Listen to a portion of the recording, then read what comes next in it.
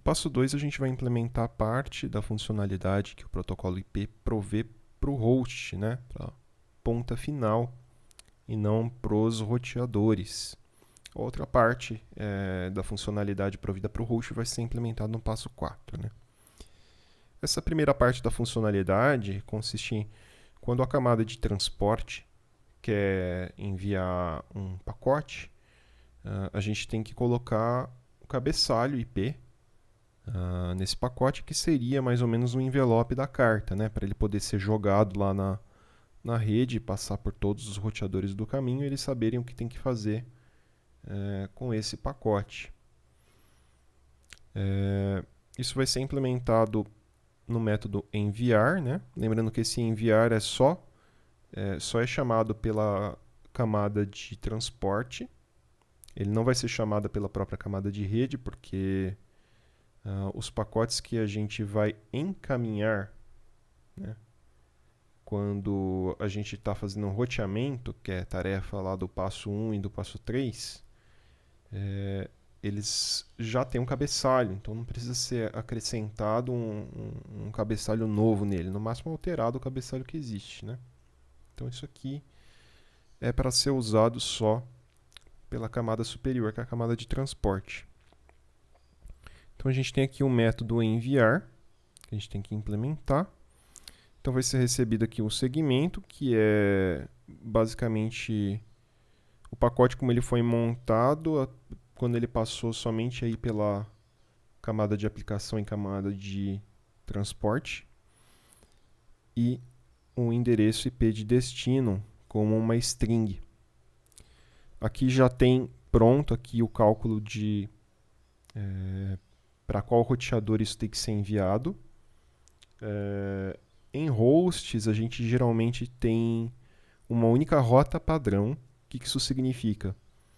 A gente atribui para o CDR 0.0.0.0/0, que significa todos os endereços IP. Né? Então a gente mantém, esse /0 significa que a gente mantém 0 bits fixos, todos os 32 bits podem variar, então isso é todos os endereços IP. E isso daí é jogado tudo para um único roteador. Geralmente é a situação que a gente tem. Não é regra, a gente pode ter num host mais de um roteador, mas na maioria dos casos é um único roteador. Mas de qualquer forma, seja como tiver configurada a rota do host, isso aqui já vai dizer para onde que a gente tem que mandar. E isso é usado aqui só para a gente passar esse endereço para a camada de enlace para que ela consiga encontrar fisicamente esse roteador. Né? Então isso não vai ser usado para mais nada aqui no protocolo IP. Então esse next hop ele só vai ser usado aqui onde ele está sendo usado no código que veio pronto. Aí o que tem que ser feito? Tem que ser montado o cabeçalho IP na frente desse segmento, e isso dá origem ao que a gente chama de datagrama, que é o pacote enquanto ele se encontra na camada de rede. A hora que isso for passado para a camada de enlace, a camada de enlace, por sua vez, vai montar isso num quadro, que também pode ter um outro cabeçalho da camada de enlace, dependendo da camada de enlace que a gente estiver implementando. E isso daí vai ser chamado de quadro. Tá? Então o pacote tem um nome específico conforme ele passa por cada uma das camadas, só para especificar quais cabeçalhos que ele contém em cada parte do processo, né? O quão completo está o processamento dele, etc. Bom, qual que é o formato do cabeçalho IP? Aqui tem um link, né, para a página da Wikipedia, essa página aqui. O formato é esse aqui, tá? Então, a gente vai trabalhar só com os campos obrigatórios, que são esses aqui. Isso vai totalizar 20 bytes de cabeçalho. Aqui a gente tem os primeiros 1 byte, né, ou 8 bits, que são a versão e o IHL. O IHL é para especificar o tamanho do cabeçalho. Como esse cabeçalho pode ter campos opcionais aqui, existe isso aqui para a gente saber qual que é o tamanho dele. No nosso caso, como a gente vai fazer uma implementação simplificada que não suporta esses campos opcionais, vai ser sempre 5. Tá? que 5? O tamanho é 5 bytes? Não. Como isso aqui só tem 4 bits desse campo, o pessoal resolveu expressar o tamanho como o tamanho em bytes dividido por o tamanho em bytes dividido por 5, tá? Não, desculpa, dividido por 4. Então, se ele é 5, o tamanho vai ser 5 vezes 4, que dá 20, tá?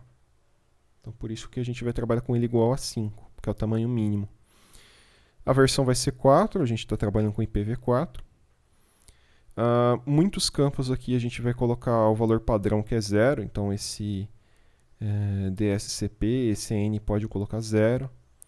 Tamanho total vai ser o tamanho do cabeçalho IP mais o payload do protocolo IP. O que é o payload do protocolo IP? É basicamente o que veio da camada acima, que é o segmento, né? Que é o pacote contendo o cabeçalho TCP e mais os dados da aplicação. Então, o tamanho total aqui vai ser 20 bytes, que é o tamanho do cabeçalho IP, mais o que veio da camada que está acima. Identificação é um número que tem que ser diferente para cada pacote IP que a gente enviar. Então, isso aqui pode ser gerado por um contador. Então, vocês podem manter um atributo lá na classe que começa em 0, vai incrementando e toda vez que envia alguma coisa, tá? E colocando aqui nesse campo. Isso aqui é usado para implementar fragmentação, que é algo que a gente não vai fazer no trabalho, mas eu vou fazer um videozinho explicando, só para vocês saberem no que consiste a fragmentação. Flags, a gente também pode colocar tudo 0. Isso aqui também é usado para implementar a questão de fragmentação. Isso aqui também é usado para fragment offset, também é para fragmentação, pode colocar 0. Time to live, a gente vai recomendar que seja colocado o valor 64, que é o padrão do Linux. Isso aqui, quando a gente envia, a gente especifica um número máximo de roteadores, basicamente, pelos quais a gente pode passar antes de chegar no destino. Então, isso aqui serve para o pacote não ficar indefinidamente circulando pela rede se tiver algum problema de configuração, né? Uma hora ele desiste de entregar. Pode ser usado também para ferramentas de diagnóstico conseguirem traçar a rota, né? Mas o uso comum dele é para evitar que o pacote fique indefinidamente circulando na rede. Então, o padrão do Linux é permitir que ele passe por no máximo 64 roteadores. Tá? A gente vai recomendar esse número. Protocolo está dizendo o que tem dentro do nosso payload. É um segmento TCP? É um pacote UDP, um datagrama UDP? Então, isso aqui tem uma numeração padronizada, tá? Então, aqui tem uma lista dos números de protocolo. Se a gente procurar aqui TCP, ó, é o número 6, então a gente vai colocar o valor 6 aqui. Se fosse o UDP que tivesse dentro, a gente colocaria o 17. Numa implementação completa do sistema operacional, isso seria recebido aqui como um argumento, talvez, desse método. Porque a gente não sabe qual o protocolo que está requisitando os serviços do protocolo IP. Mas aqui, como uma implementação simplificada, a gente vai assumir que a camada superior é o protocolo TCP e colocar aí sempre esse valor 6 nesse campo. Aí a gente tem um checksum do cabeçalho. Esse checksum ele usa o mesmo algoritmo do checksum do TCP, só que ele não é calculado sobre o pacote inteiro. Tá? Ao contrário do TCP, o pessoal, quando projetou o protocolo IP, optou por calcular o checksum somente do cabeçalho. Então, a gente não vai incluir essa variável aqui, segmento, né, no cálculo, que é o nosso payload aqui no caso. A gente vai incluir somente o cabeçalho no cálculo. Bom, como que calcula? Existe uma função pronta aqui, que é a calc checksum, que vocês podem usar. Ó, já está importada aqui.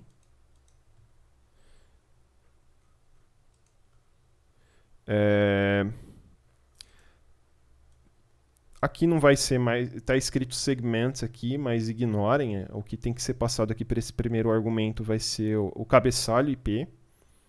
Ah, mas como que eu vou calcular se eu não sei qual que é o valor disso aqui ainda? Coloca 0, porque o valor 0... Se você somar 0 numa soma, não altera o resultado. Ou então, simplesmente remove esses 16 bits na hora de calcular e depois monta o cabeçalho completo contendo eles. O mais fácil talvez seja colocar 0, que é parecido com o que é feito pelo código que eu dei pronto para vocês lá do TCP. Vai colocar isso aqui? Isso aqui não, tá? Isso aqui é usado só lá na camada de transporte. Esse código aqui veio para a gente lá da camada de transporte, a gente vai reutilizar. Lá era necessário porque quando foi definido o padrão do protocolo TCP, definiu-se que seria incluído no cálculo um pseudo cabeçalho que contém os endereços IP. Então foi feita aí uma pequena violação aí da separação em camadas, quando o pessoal definiu esse aspecto do protocolo TCP. Então isso aqui a gente usa lá na implementação do TCP. Na implementação do IP não é necessário passar esses argumentos. Senão ele vai somar duas vezes, né, o endereço de origem e o endereço de destino. Tá? E vai somar também esse indicador de protocolo e o tamanho do payload, né, que no caso aqui acabaria sendo o tamanho do cabeçalho, que não tem nada a ver, que não faz parte do cabeçalho IP. Então vai ficar errado o resultado. Então não é para passar esses argumentos aqui. Passa somente o primeiro argumento como sendo o conteúdo do cabeçalho mesmo. Então pode usar calc checksum, pode. Mas use corretamente. Passa só um argumento, só o conteúdo do cabeçalho. Passa primeiro com esse campo valendo 0. E depois troca o valor dele pelo valor que essa função retornar. Tá? Essa função ela vai retornar um valor numérico. Use instruct.pack para converter num valor binário, né, numa sequência de bytes. IP do remetente. Como que é o seu IP do remetente? Não está sendo passado aqui, né? O IP do remetente é fixo, né? Geralmente a gente não fica trocando muito.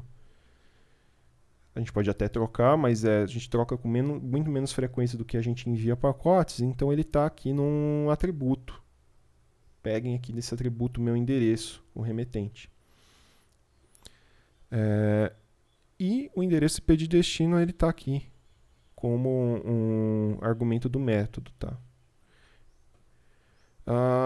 Bom, mas como montar isso?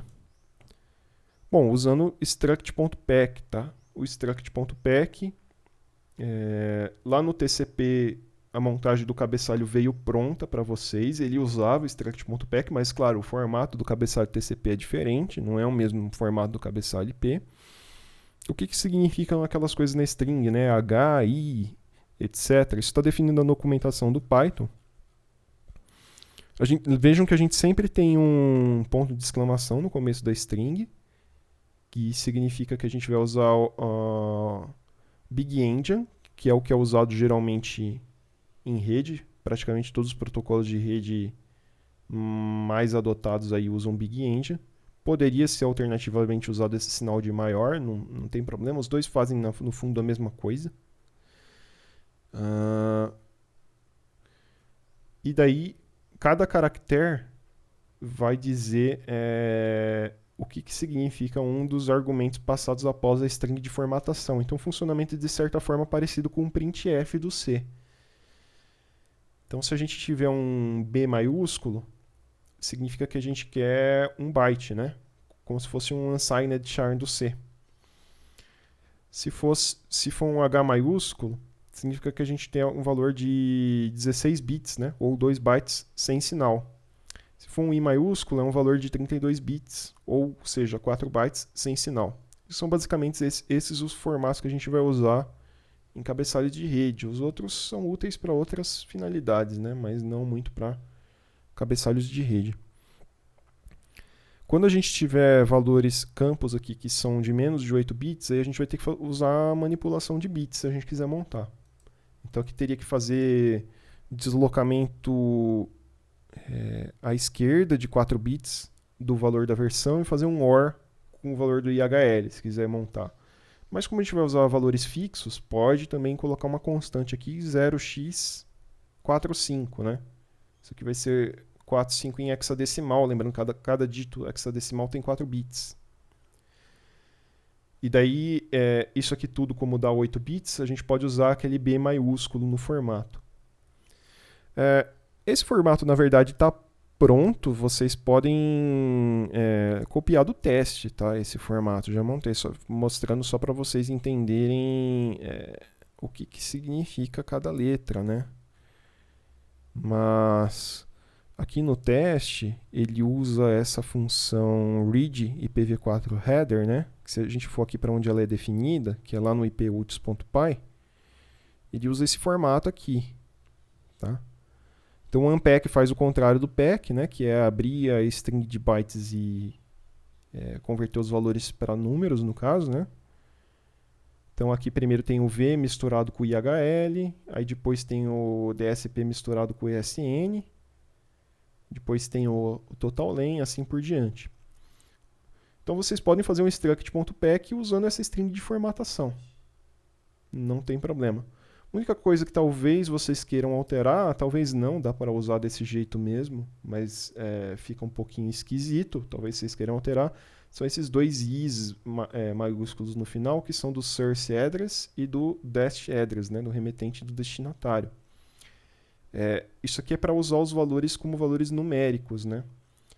Só que aquela nossa função str to addr, ela já converte para essa sequência de bytes.